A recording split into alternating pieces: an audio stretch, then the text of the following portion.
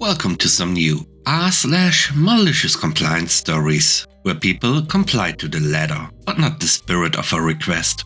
I hope you had a great day. Thanks for all the likes and comments on the last video. If you would like to support this channel, please hit the like button and consider subscribing if you enjoy the content. And now, let's start with the first story. It's called Incompetent. One of my previous jobs was a very toxic workplace because the CEO was an absolute nutjob, micromanaged everyone and always wanted perfection. My role was twofold and therefore required me to work very closely with him a big chunk of the time. I didn't mind the perfection bit as I'm a perfectionist myself, very meticulous and have a keen eye for detail. It's the micromanaging part I couldn't stand. This one time we had a big media event where we were launching a new partnership.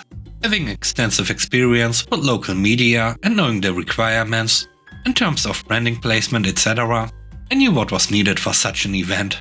So I set up and even asked some of my media pals to confirm whether it was all visible in cameras. All was in order. Everyone was happy. Anyway, my boss comes in a whole hour earlier than expected and decides to micromanage and take setup matters into his own hands. I had stepped aside to welcome some guests. So imagine my shock when I came back to find him rearranging everything while screaming in front of everyone that we were incompetent and hadn't done it right. What did I hire you for if I'm going to end up doing myself? Is a common phrase he used all the time. I tried to explain the reasoning behind the placement, but he wouldn't let me get a word in. He then proceeded to tell me to leave everything as he had said it and let the other team deal with the rest of the event. I complied and removed myself from the event altogether, since I was so incompetent. I went to stand at the back and didn't help out again for the remainder of the event, as per his request. Fast forward to when the coverage came out and everyone was asking why our branding wasn't visible. I told them all to take it up with my boss directly. I know from working closely with him that he doesn't like embarrassment and will do literally anything to avoid it.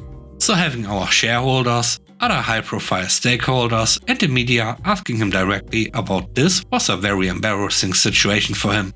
Let's just say he would only show up to events right at the start time after that day. He also told me to draft a policy that everyone company-wide had to follow, including him.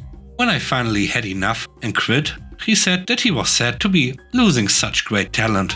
Funny, I thought I was incompetent. The next story is called Christmas Siren. This was a few years back. I'm a career butcher and at the time was working for the food hall. If anyone isn't familiar, the meat department becomes crazy around November and doesn't abate until after Christmas. We took holidays orders in person then. Now, mostly all online, unless they are odd. As you might imagine, the orders are usually for standing rib roast, tenderloins, hams, turkeys, ducks and geese. They really add up, and for my boss, sorting all the paper orders is a nightmare. Enter Siren. I would like to place a holiday order, so I get all the relevant info. Cool, what would you like on the 24th? 1 pound of boneless chicken breast.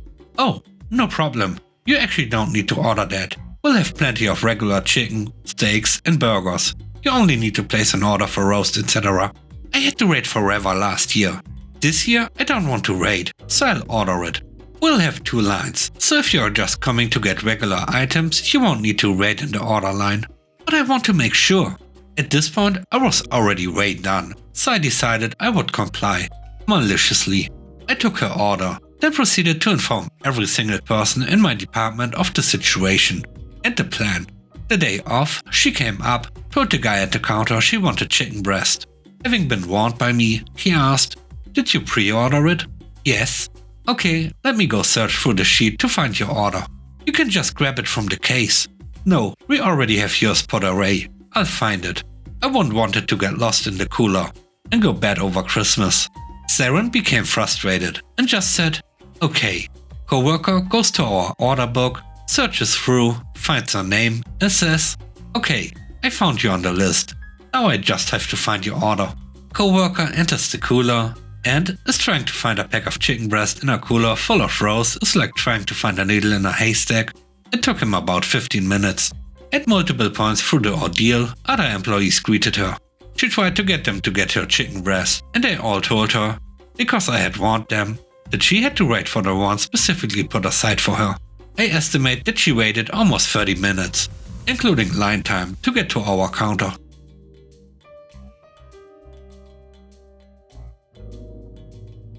The third story is called A Dose of Her Own Medicine. This happened years ago. I'm an obstetrician in a busy suburb of San Francisco. One of my patients was the vice president of a large health insurance corporation. She was a dynamic executive who climbed the corporate ladder quickly. One of her special talents was reducing healthcare benefits for patients. She initiated a policy where women who underwent cesarean section would be discharged in 2 days rather than the standard 4-day hospital stay. Shortly after having in vitro fertilization, she found herself pregnant with twins. During one of her office visits, I mentioned the new 2-day policy. I told her that for some patients it was really rough to be discharged after major surgery in 2 days and be expected to care for a newborn infant. She just smiled and said that she didn't get where she was in corporate America by giving away money, and patients just needed to suck it up. Health insurance wasn't meant to be a convenience. She was 42 years old and went to full term with her twins. Her labor was long and extremely difficult and ended with a cesarean section. On day 2, I went to her room to complete her discharge from the hospital. She said, "I am not leaving. This is inhuman. You can't expect me to go home and take care of twins like this. I can barely walk. All you need to do is write a note in the chart that says I'm having a complication. My stay will be authorized." I told her that would be fraud, and I wouldn't be willing to falsify a medical record. About a year later, the state of California forced them to reverse the policy. The last story is called Team Player. I worked for a university police department. The university requires employees to purchase a parking pass decal to park on campus. The police department is set a little bit off of the main campus, and we got away for years without needing to buy parking passes. One year, our police administration decided that we would no longer be exempt and had the parking services office put up a decal required sign for our lot. They told us that we must have decals to park there, or we would be ticketed. Another officer and I decided to start parking on the public street next to the department, which allowed us to avoid buying parking passes. This did not sit well with the department, and we both ended up in the chief's office for a meeting. The chief told us that, "I'm not telling you won't be eligible for promotion, but when we are looking for people to promote to sergeant, we need team players." He made it clear that he did not like that we were not purchasing parking passes, even though we were complying with the policy and not parking on campus without a pass. We had a sergeant who loved to go out of his way to find things that others were doing wrong. He would nitpick the smallest things, trying to get one over on people. I love reading and would read policies and stuff in my free time, so I was well versed in how to use them to my advantage. I came up with a plan to get one over on the department using Sergeant Nitpick. On a week I knew Sergeant Nitpick would see, I went to the parking office and purchased a temporary parking pass. The normal decals would be placed on the rear window, while the temporary pass is a hang tag that goes on the rearview mirror. The campus parking policy stated that if you did not have a decal as an employee, you could purchase a temporary pass once per year for up to 2 weeks at $4 per day. I purchased the temporary pass for 1 week, Monday to Friday, which was the best $20 I've spent. I worked the night shift, and Sergeant Nitpick worked the day shift at the time. On Monday night, I parked in the lot with my new temporary decal, knowing that Sergeant Nitpick would see my car in the lot on Tuesday morning. When I came into work Tuesday night, I expected to get called into my sergeant's office and spoken to.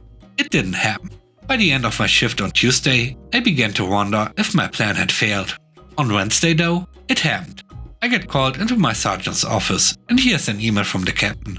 The captain stated that someone had noticed that I was parking in the lot without a decal, and I needed to get a decal if I was going to park in the lot. He also intimated that they noticed the hang tag and suggested that I had somehow gotten it nefariously. I had the biggest grin on my face, and my sergeant looked very confused. I explained the parking policy, that I paid $20 for the temporary pass, that I was good through Friday, and that I would stop parking in the lot after it expired. He started laughing and said he would take care of it. The next morning, when I saw Sergeant Nitpick, I said good morning as I usually do. He would not speak to me. He did not end up speaking to me for about 2 weeks. I'm guessing he got an earful from the captain for the embarrassment he caused. Treat people better. And with that, we end today's video. Let me know what you think about the stories. On a scale of 1 to 10, how would you rate the stories and today's video? I hope you enjoyed the video. If you like what I do and want to support me, please subscribe and hit the like button. I hope you have a great day. Stay safe. Bye bye.